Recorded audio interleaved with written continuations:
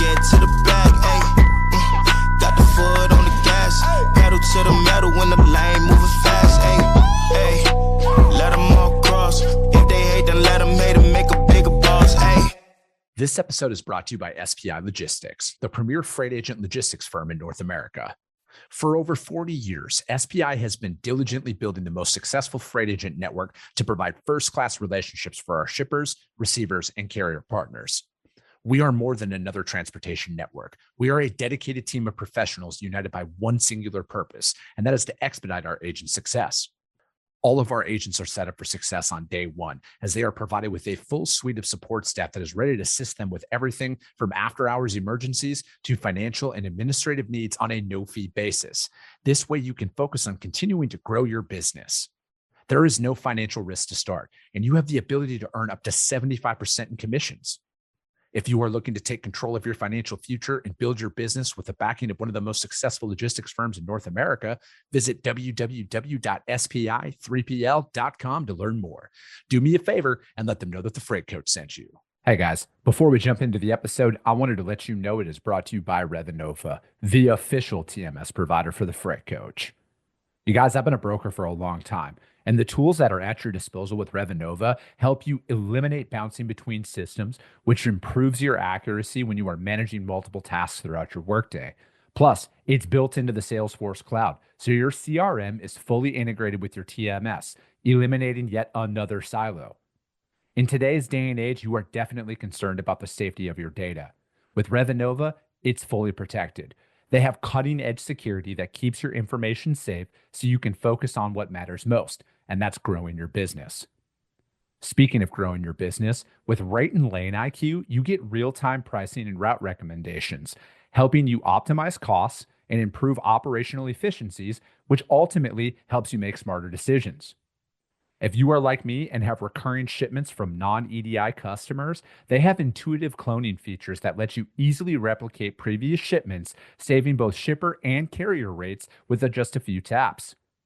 If you are ready to learn more, visit www.revanova.com to request a demo. Just do me a favor and let them know that the Freight Coach sent you. What is up, ladies and gentlemen? We are back. We are live. It is the Freight Coach Podcast, the top podcast in transportation, coming to you guys every single weekday, 8:30 a.m. Pacific, 10:30 Central, to break down some industry headlines. But most importantly, you guys provide some actual insight into what you can do with all of this information. If this is your first time tuning in, welcome. This is the real side of freight, ladies and gentlemen. And I do say that before every single show. And what I mean by that is I only speak with transportation professionals, because at the end of the day, I want to talk to the right individuals who have done what you're looking to do or who are currently doing what you're trying to achieve, so you can take that information, apply it, utilize it, and see a meaningful difference in your business and your life. Happy Monday, everybody. I got a very special guest. He's coming back on the show today. We had a really great conversation last time. Their product is legitimately revolutionizing how carrier compliance and vetting and all of this stuff is going on. And it's through securing the gate, right? Like, how are you checking this information before the driver even gets access to your customer's freight? We got a lot to catch up on here. So I want to welcome my good friend, Mr. Tom Dean, back on the show. Tom, thank you so much for taking the time to join me here this morning. Chris, thanks a lot for having me, man. Love it. No, I'm really looking forward to it. Like, I should have just hit go live when you and I were talking before the show there, because, man, it's like nothing's slowing down. And what I'm seeing is, and I've been saying this for a while now, like with all the advancements in theft and double brokering and fraud and on the tech side to stop it, I feel like we are in that Wild West era now, where it's that mad dash for cash. They know that their window's probably starting to get close here. So they're going to ramp things up here for the next, who knows, right? Could be 24 months, 3 years. I don't know. Yep. Well, and interestingly, in the last time I was on, you're the first person that brought up to me this idea, which I think is completely legit, of the acceleration of fraud and theft because they see that window closing. And I'd never thought about that before, but it is most certainly accelerating. And now we've been spending a lot of time talking with our customers about the flip side of the theft coin. So you have fraud and theft, but now it's also going to risk management. And some of these nuclear verdicts are showing that this is no joke, that you may lose a $200,000 load, but you could get smacked with $100 million judgment against you. Yeah, I think a lot of brokers need to be very aware of the environment that and again, because like I just had anytime I see a high profile case come out, Tom, I always wait for my friends who are attorneys in the industry to come on the shoot so they're able to come on and really break these things down. Because as you know, everybody's got a JD on the internet, everybody's a lawyer and everything else, chat GPT lawyer. And I look at some of the facts of that case that have been released right now, and a lot of brokers are kind of put on notice on how they are operating, and I think ultimately now this is something. Again, I've never publicly said this, and I'm just kind of thinking of this for the first time. I could be wrong. The next game might be the nuclear verdict game of like, how can we pin what the broker or the shipper said against us? Yes. And then sue them for whatever. And then that's the next mad dash for cash. I don't know. I could be wrong, but I know. I think it is. It's a well-known plaintiff's lawyer playbook, right? Like, just go back and look at the tobacco lawsuits in the 80s and 90s, and it's the exact same. Or pharmaceutical lawsuits that happen. This is the identical playbook that the plaintiff's lawyers know by heart. And so I think that people need to take it seriously and really be managing their risk. And I bet before the show, I was telling you I've got a pretty wild story for you. So if you don't mind, I'll kind of share this. Let's roll. Long and windy, but if you'll bear with me. Yeah. So we have a great customer who a year ago, maybe 18 months ago, was very concerned with theft. So they were seeing fraud, and it was relating to theft, and they've got their product is high value, so they wanted to protect it at all costs. So we worked with them, and one of the things we did was we integrated with all their brokers. So we're getting data directly from all their brokers, and they were asking about getting information around drivers and things at dispatch. And for a year, these brokers were really challenged to get the data. They didn't have it, and they didn't really, want to go get it. Eventually they did, because the shipper said, hey, look, we have to do this. So this took a year to get all of the brokers involved in this. And there's like 100 of them. It's a lot. So fast forward to about a month ago, I was at a prospective customer's warehouse, and they showed me their schedule. And so I said, hey, could you show me what you're getting from your broker? And they showed it to me. And the broker happened to be one that I know very well, because we'd gone through this big process with this other customer. They were sending all of the driver information down to the shipper. And I asked them, I said, did you ask for that information, all of this that I'm seeing here? And they said, no, it just started showing up. And I said, could you see if it started showing up before or after May 14th? Yeah, that was 2 weeks after May 14th. So what was happening is that broker, they understood the risk with the Montgomery ruling that we're now seeing the repercussions of, and they are transferring it down to the shipper. And I think that that's happening to all of these big, high-valued shippers across the country, where it is a game of, and it's not a game, it's serious, but it's passing down the accountability to the ultimate end person who is really running your gate. Mm-hmm. Yeah, go ahead. No. Oh, okay. Yeah, I look at the relationships that brokers and shippers can have out there, and brokers and carriers even. And, I understand that everybody's got to make money, but as somebody who's been a broker for a very long time, I know that sometimes it's only really about the rate that they're getting quoted to, depends on the truck that they're going to send in for that. Right. And it goes against the gut check, right? Like, you have a conversation with somebody like, God, something just doesn't sound right, but they're cheaper than everybody else. Let's roll. I don't know if you're going to be able to do anything like that anymore. And when you're looking at it from a risk management perspective, if you're a broker right now, and, to tie in the lawsuits and everything that come with it, the insurance is only going to cover so much. So unless you got millions and millions in liquid that you can pay out in a lawsuit, there's going to be the potential for an absolute spike in bankruptcy is going to be insane, or like it's just going to be a fire sale, right? People are be like, I'm done. The risk isn't worth it, but it doesn't have to get to that point, right? Yep. And one thing that I see is it is just a lot of very basic vetting procedures that you need to follow out there. And it's not just, hey, we got them set up this one time. Now let's just wait for this insurance certificate. Like, you got to be monitoring these things. And, that's one thing that, we do very well here with our operation is like, we are out there, like, we're vetting these guys 24/7, right? Even our core carriers, if there's anything out there that starts to like raise a red flag, we're going to not work with them anymore, because like, to me, it's not worth it over the long run, because it takes, this, you've built a business. It takes a lot of work to get somebody to give you money for a service or a product that you are providing. They will not hesitate to pull all of that away. And I think it is that fine line between ethical and non-ethical decision-making process at the desk level that works its way up. And I just think that we are beyond a point where somebody can claim ignorance as a business and say that's a rogue operator. No, if there is no way to, like, honestly, I know that it's guilty or innocent until proven guilty, but I don't think that we're in that environment. You're guilty until you can prove that this is not a systematic failure internally, that you guys just do not do your job.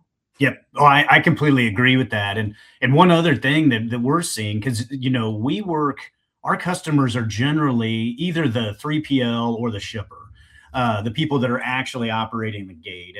And when we started, I think I told you in the last podcast, I didn't come out of this industry. So I was new 6 years ago to the industry. Mm-hmm. And I didn't realize that, oftentimes transportation and warehousing are kind of working as silos.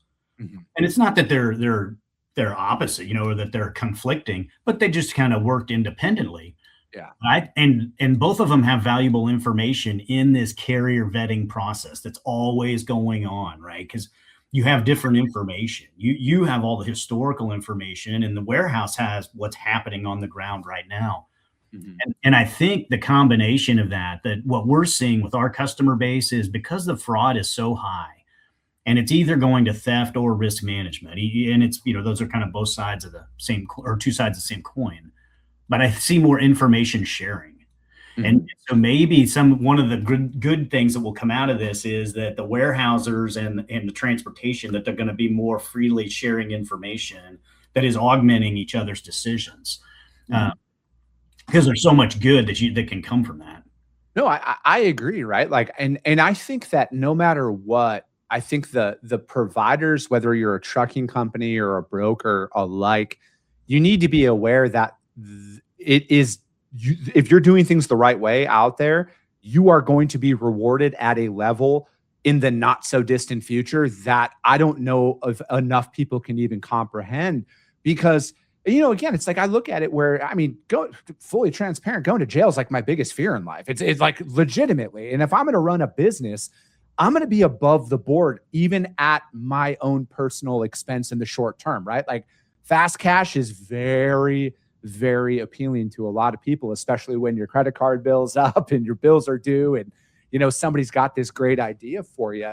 But I look at with where things are now, where it's like the providers that are doing things the right way. Like, if you're an asset provider and you have all your documentation readily available, your drivers are on point, same with the brokers, and you're able to share that information to your shippers, like, you're going to start seeing more and more opportunities, because the risk is just not going to be worth it anymore to a lot of these companies or the shippers that are out there. And, we like to implement, like a core carrier base. And I talk about this on the show all the time. Like 80 to 85% of our freight is pre-booked with the same handful of trucking companies. Our shippers request these drivers because they've been coming in so many times. And is it at our own expense at times? Like, yes, if you look at it from a straight dollars and cents thing, does it cost us more money? Probably. But like, here's what we really don't have to deal with on the back end. And it's a lot of the BS that is starting to come to light here, because like, I just want to be brutally transparent with all of our customers, good, bad, or indifferent. They're going to know exactly what's going on. And I just know over the course of my 15 years of brokering freight, Tom, I have never once had a customer tell me, hey, Chris, stop sending in that great driver. He's doing too much good for us out there. Yep. No, I agree. And I'm hearing this more and more from our shipper customers that at higher and higher levels. I think that a lot of the manufacturers and some of the CPG companies and things, they're so big, and their focus, if you're running those companies, is on, manufacturing and on the entire supply chain, which includes coming from foreign countries and things. That's a very big, complex thing. And in the actual logistics of it, I think, has somewhat been an afterthought, because even though it's large, it's not large compared to, tens of billions of dollars of assets. But now with these nuclear verdicts, looking at them, I think it's getting more importance to them, at least from the ones I talk to. So they want to be more conscientious about who they're doing business with. And I think for good brokers and good carriers, this is a huge opportunity to be really differentiating yourself with the big shippers. Yeah, I think that the requirements, the barrier to entry is going to, even though not by law, it's not out there for certain aspects of it, but the more buttoned up you are as a provider out there, like we'll just talk brokers here because I'm a broker. If you don't have insurance for whatever reason, I don't know if you're going to be able to be moving freight here forever, right? Like I think that window is slowly starting to close because, I mean, by law, brokers don't need insurance, but like I think the larger the shippers that are out there, Tom, it is a requirement. Like, hey, if you want our stuff, you got to be insured. Yep. I think that the vetting processes are going to be an biannual thing. I could see it every 6 months. What are you guys doing? Are you still doing it this way? And I think that having those SOPs behind the scenes that's going to be your greatest sales point as a broker, where it's like, hey, we don't just run and gun. This is our actual carrier selection strategy. This is our risk management. If this happens, this carrier is now disqualified to haul our freight. That is going to become the reality here. And especially like the lawsuit that was just, the last week with Robinson, or the last 2 weeks, that's just the start of things. I think I think we're going to start seeing a lot more. I hope it's not every week, but I'm just going to use that for an excitement standpoint. I think it could be like a weekly thing here. This 50 million, 100 million, 200 million, whatever that looks like, that now all these cases that were once, that are maybe they're still under appeal, or like they're going to be pushing this stuff now because like the blood is in the water, dollar signs are in the air, and people are going to be going after that. Yep. So we've recently started doing more work with brokers in the virtual validation space. So, we've been validating truck drivers at the gate when they arrive. That's been our core business for a long time. But now we've started to take that to a virtual space for brokers. So we do this with a few of the really large brokers and their federal government contracts. So the government, as you probably know, and it's not all the government, it's just some of the departments, but they've instituted policies around what types of drivers they will load. Mm-hmm. And so, like, for example, a couple of their criteria are they will not load non-domiciled CDLs, they will not load temporary CDLs, and they will not load CDLs issued from outside the United States. So generally that would be Canadian or Mexican driver's license. Yeah. But anyway, what we're doing is working with the brokers to validate all of that before the drivers ever arrive at a government facility. We started doing it about 6 months ago, but that was because the brokers wanted to protect that business, right? They wanted to say, hey, look, this is the government's rule, so I want to bring good drivers so they don't get turned away, and that gives me more business with the government. But now they've taken that and said, hey, this should become part of our ongoing carrier vetting process, where we're putting this into the carrier scorecard. And so we're giving them reports that say, here's how many drivers you dispatched out. Here's how many we had validated against your rules. Here's how many failed. And then, you can go into your carrier conversations with a lot more information down to the person level. How do you see from your perspective? Obviously, you talk to a lot of shippers out there. How do they look at carrier procurement now moving forward? Like, what are the expectations going to be for anybody to haul their freight? Is it going to be more like, hey, we need photos of every driver, we need photos of the CDL, truck and trailer photos, like they're just going to overly document everything? Are you seeing that? Yeah. And I see it because that is our core business, right? That is what we do. So people come to talk to us that want to do those things. So there's some selection bias there, but everyone we work with wants all of that documented. And as you'd mentioned in your LinkedIn post about our podcast today, we just announced our partnership with GenLogs. And that's part of this, right? We go and it can automatically go out, run things through GenLogs, bring it back, and then we have it all stored at the load level, the carrier level. And so then the shipper can easily sort through this information, categorize it, and see who's being compliant, who's not. But what I've done a lot of recently is shown people examples of like the government's loading criteria and said, this is what departments in the United States government are doing. This may be enough. It may not be enough. That I don't know. But here's an example about what you need to be doing in order to load drivers and carriers. And you need to document it, and you need to have it stored so that if, heaven forbid, there is an accident, well, you can reproduce all of this, and you can say, here is my policy and I followed it. And so that's what we enable. And I think that's just going to proliferate. I think right now it's the sophisticated shippers that have a lot of brand equity. They care a lot about, their name. But I think it's going to get more and more pervasive, because one of the things you see in that the really large settlement that was announced a week or two ago, if you go and read all of the counterparties that were involved in the lawsuit, only one is still in business. And that is the one that got hit with the big number. Everyone else is gone because they were all small. Well, then apply that to the shippers. I mean, ultimately, the shipper will be the last one in business, and they're the one with the deepest pockets. So I think this will just become more and more prevalent through the industry, where everyone's going to require it. But then the idea is it can be shared back. Do you think that the shipper community is now very aware that their number's probably going to be called here in regards to these lawsuits? And I know that people, like that one in Home Depot in the state of Texas with Warner and everything, that and for those of you guys who aren't aware of it, this came out like literally the week or within a couple of days of the Montgomery case at the Supreme Court level. And if you just Google Home Depot, Warner in Texas, it's going to pop up and put all that out there.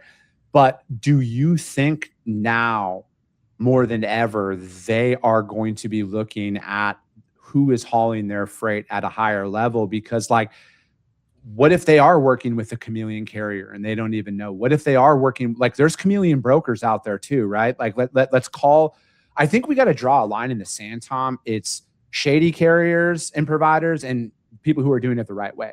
Because they're on all sides of it, right? And I'm going to throw the shipper community in there too, right? There's plenty of people out, not everybody who air quote pays the invoice is an ethical provider that's out there. Some of them don't care.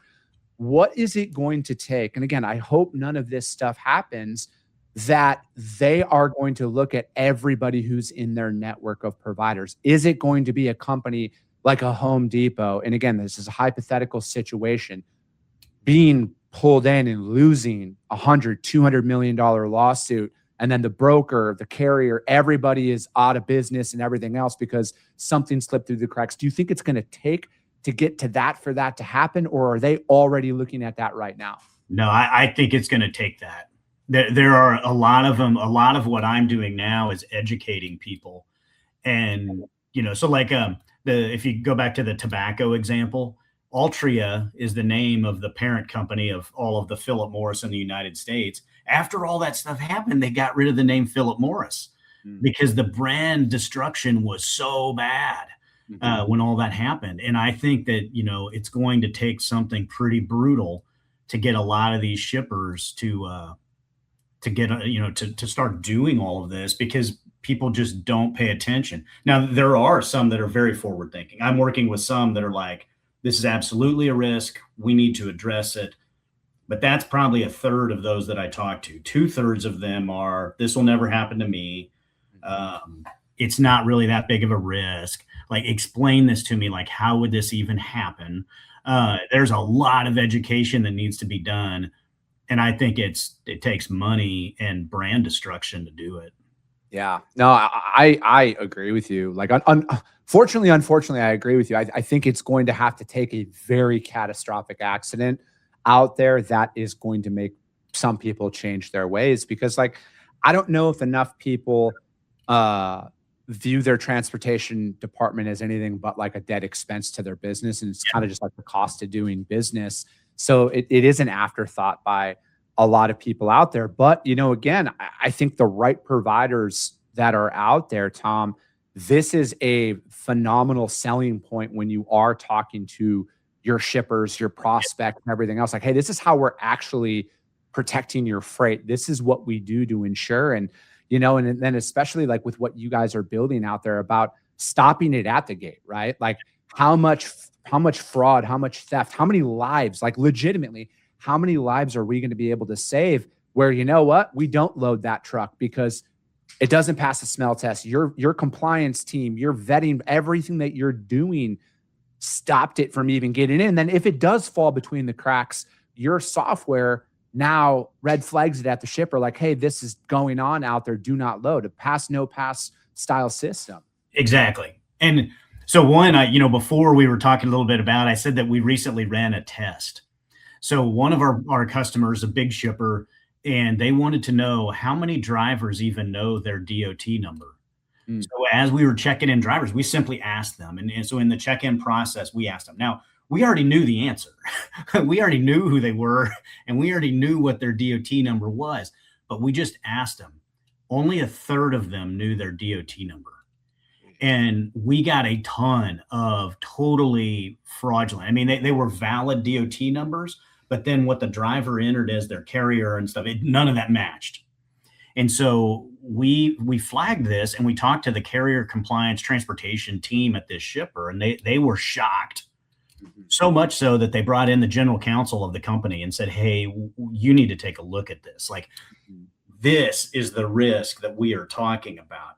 We need to really button this up. So we're working now with that customer. We're working on procedures to block that from ever happening. But the results were pretty shocking. We ran for like a week doing this and collected like 1,800 driver interactions in a week. And the data was just remarkable. I mean, 2/3 of them were putting down almost fraudulent data. Is there, and again, this could be too early in what you're doing with all the data, and if you don't want to answer this because you're doing something with it, just say next question. Are you utilizing, like, do those carriers now get flagged? And then have you seen any direct correlation between them, multiple authorities, and everything else out there, which would, in my opinion, if you got multiple MCs, multiple authorities, you're probably not doing the right thing. Like, let's just call it what it is. Yep. Yeah. So we are consolidating and analyzing all of that information, and that's an ongoing process, but that is rolled into our product. So, Tom Dean is at 8 gates in a week with a different MC number. Well, that gets flagged. But we did have one down in South Florida where we caught a fraudulent CDL, and Miami-Dade ended up arresting the guy. And so it turned out that it was a fraudulent carrier ring down in Southern Florida. And it was our platform that flagged it. And the shipper said, yeah, you're not coming in. And they called Miami-Dade, showed up, and sure enough, it blew up a whole ring.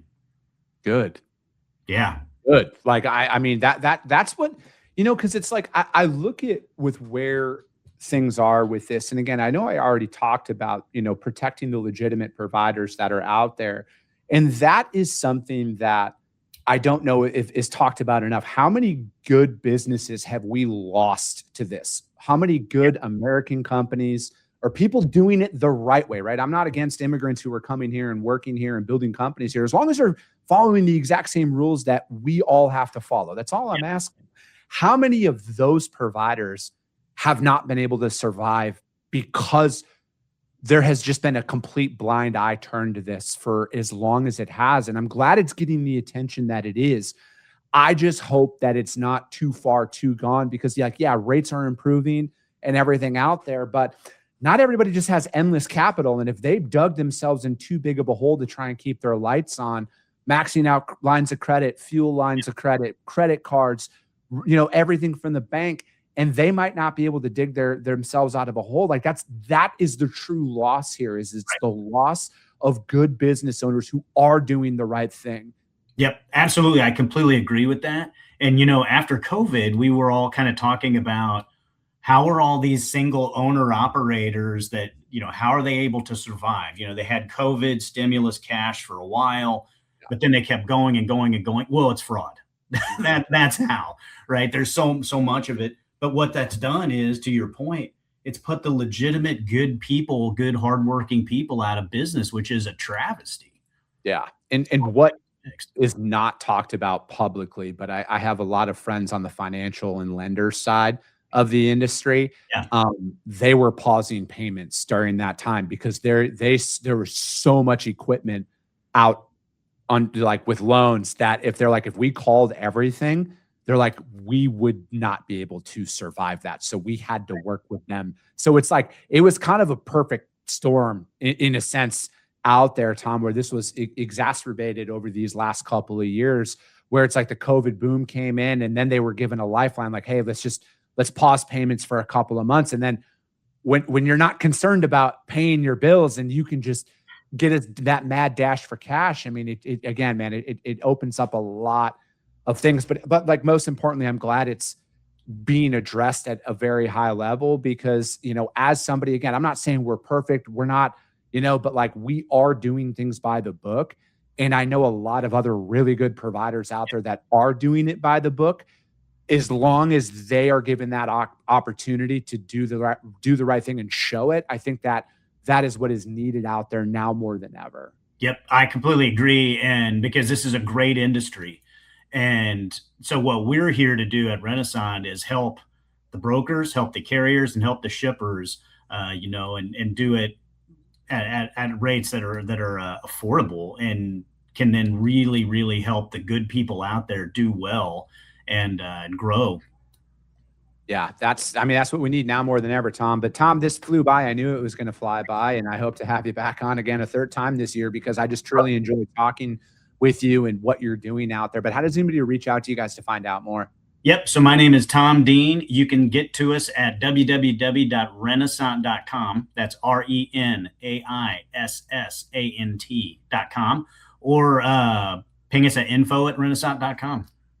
Perfect. Tom, thank you so much for your time. That's going to be it for today, ladies and gentlemen. If you cannot find Tom or Renaissant out there, please hit me up. I will gladly put you guys in direct contact with them. As always, if you guys got value in what you heard and you're not subscribed, subscribe to the show, you guys. And if you're feeling ambitious, rank that show on iTunes and Spotify, because if you see value, your network's going to see it as well. I appreciate you guys. I love you guys, and we'll be talking to you soon.